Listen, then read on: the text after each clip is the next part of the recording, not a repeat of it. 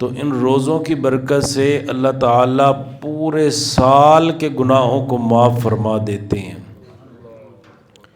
اور نبی علیہ الصلاۃ والسلام نے فرمایا یہ جو روزہ ہے نا، الصوم جنۃ، یہ روزہ ڈھال ہوا کرتا ہے۔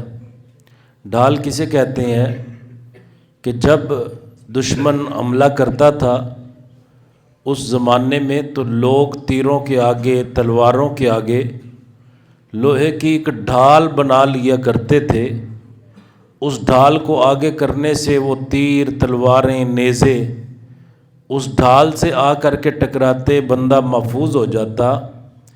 فرمایا اسی طرح یہ جو روزہ ہے یہ انسان کے لیے قیامت والے دن ڈھال بن جائے گا۔ اللہ کے رسول کیسے ڈھال بنے گا؟ فرمایا روزہ تمہارے اور جہنم کے درمیان ڈھال بن جائے گا۔ ادھر سے جہنم آ رہی ہوگی، جیسے 30ویں پارے میں ہے وَجِیءَ یَوْمَئِذٍ بِجَہَنَّمَ یَوْمَئِذٍ یَتَذَکَّرُ الْإِنسَانُ وَأَنَّىٰ لَهُ الذِّکْرَىٰ۔ قیامت والے دن جہنم کو لایا جائے گا۔ حالت کیفیت کیا ہوگی؟ 70,000 لگامیں ہیں جہنم کی، اور ہر ایک لگام کو 70,000 فرشتے نے تھاما ہوگا۔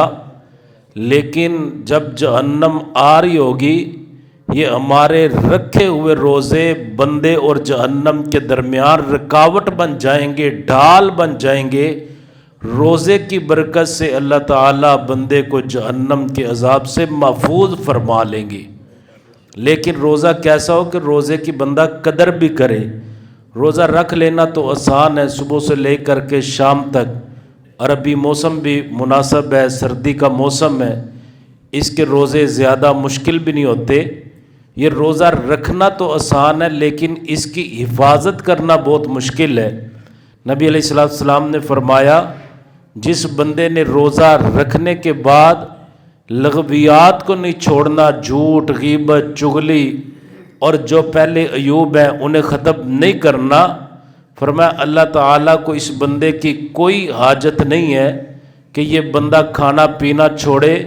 فرمایا اللہ تعالیٰ بھوک اور پیاس بندے کو دینا یہ اللہ تعالیٰ کو مقصود نہیں ہے، بلکہ اللہ تعالیٰ نے روزے فرض اس لیے کیے ہیں کہ جو پہلی بری عادتیں ہیں یہ چھوڑ کر کے لعلکم تتقون یہ بندہ تقوی اختیار کر لے۔ اور جب بندہ متقی بن جاتا ہے فرمایا ان للمتقین مفازا، تمام کامیابیاں اللہ نے رکھی ہی تقوی والوں کے لیے ہیں۔ تو میرے بھائیوں رمضان المبارک کے مہینے کی ہم نے قدر کرنی ہے، اور خاص کر رمضان المبارک میں 3 اوقات ایسے ہیں کہ جن میں آپ نے خوب اللہ تعالیٰ کی عبادت کرنی ہے۔ ان 3 اوقات کی آپ نے قدر کرنی ہے۔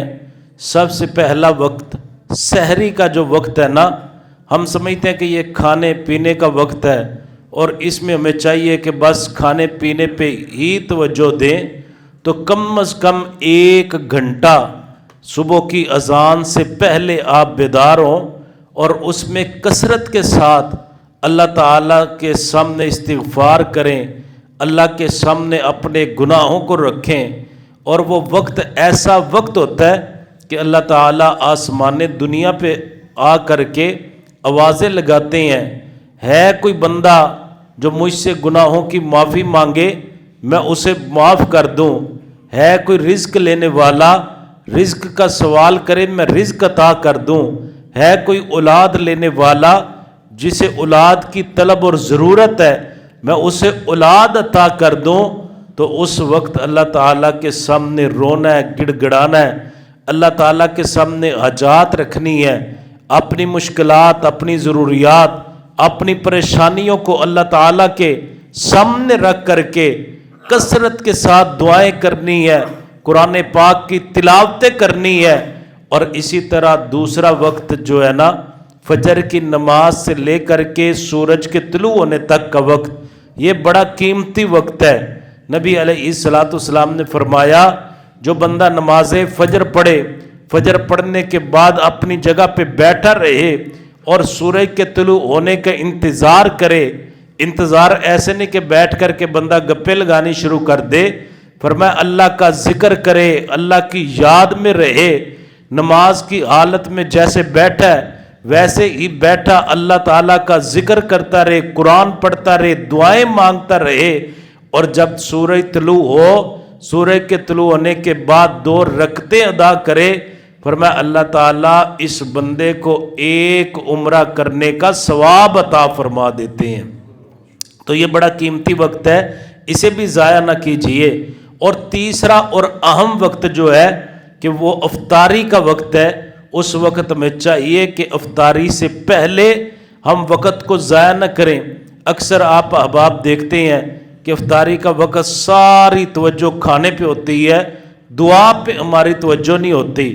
حالانکہ نبی علیہ السلام نے فرمایا افطاری کے وقت کی ہوئی دعا کائنات کا رب اسے رد ہی نہیں کرتا. اصل میں یہ مہینہ تو ایسا مہینہ تھا کہ جس میں کھانے پینے کو محدود کر دیا جاتا ہے اور اللہ کی عبادت کو زیادہ کر دیا جاتا ہے. جب ہم زیادہ کھائیں گے تو ہمارا عبادت کو دل نہیں کرے گا. اکثر دوست کہتے ہیں جی نماز تراویح میں نیند آتی ہے, غنودگی ہوتی ہے اور ہم سے کھڑا نہیں ہوا جاتا. اس کی آخر وجہ کیا ہے؟ وجہ یہی ہے ہم اتنا کھا لیتے ہیں کہ سارا جسم سست ہو جاتا ہے اور پھر نماز تراویح کی بھی ہمت نہیں رہتی. اور افطاری کے جو کھانے ہیں اسے جتنا سادہ کر دیں. اور خواتین کی عبادت میں بھی یہ جو افطاری کا وقت ہے یہ بڑی رکاوٹ بن جاتا ہے. ان بیچاریوں نے کھانے اتنے ہم تیار کرنے کا کہہ دیتے ہیں کہ روزہ رکھ کے پتہ نہیں ہم نے کون سا مارکا مار لیا ہے. سادہ غذائیں 1 مہینہ کھا کر کے دیکھیں, کھجور کے ساتھ, پانی کے ساتھ اور جو چیز میسر آئے اس کے ساتھ روزہ افطار کر کے. وہ وقت اللہ تعالیٰ کی عبادت کا وقت ہے, دعا کا وقت ہے. نبی علیہ السلام نے فرمایا افطاری کے وقت کی دعا اللہ تعالیٰ کو بڑی پسند ہے. اور حضور صلی اللہ علیہ وسلم نے فرمایا ان للصائم فرحتان فرحت عند فطرہ و فرحت عند لقاء ربہ. جو روزے دار ہے اللہ اسے 2 خوشیاں عطا کرتے ہیں. ایک خوشی اسے اللہ افطاری کے وقت عطا کرتے ہیں اور دوسری خوشی و فرحت عند لقاء ربہ, جس دن اس کی اللہ سے ملاقات ہوگی روزہ رکھنے والے بندے کو بڑی خوشی نصیب ہوگی. اللہ ہمیں رمضان کی یہ خوشیاں نصیب فرمائے, صحیح معنوں میں اس کی قدر کرنے کی توفیق عطا فرمائے. کثرت سے قرآن پاک کی تلاوت کیجئے. ایک ڈھال تو ہم نے یہ بیان کی الصوم جنۃ, اور دوسری ڈھال نبی علیہ السلام نے فرمایا خذو جنتکم, میرے صحابہ ڈھال کو پکڑیے. فرمایا اللہ کے رسول کوئی دشمن آ رہا ہے؟ فرمایا نہیں دشمن نہیں, جہنم سے بچنے کے لیے ڈھال اختیار کیجئے. اللہ کے رسول جہنم سے بچنے کی ڈھال کیا ہے؟ فرمایا سبحان اللہ الحمدللہ لا الہ الا اللہ اللہ اکبر. یہ جو ذکر ہے یہ جہنم سے بندے کے لیے ڈھال بن جاتا ہے. تو روزہ رکھ کے کثرت کے ساتھ اللہ کا ذکر کیجئے. اللہ تعالی ہمیں صحیح معنوں میں اس مہینے کی قدر کرنے کی توفیق عطا فرمائے. آخر دعوایا ان الحمدللہ رب العالمین.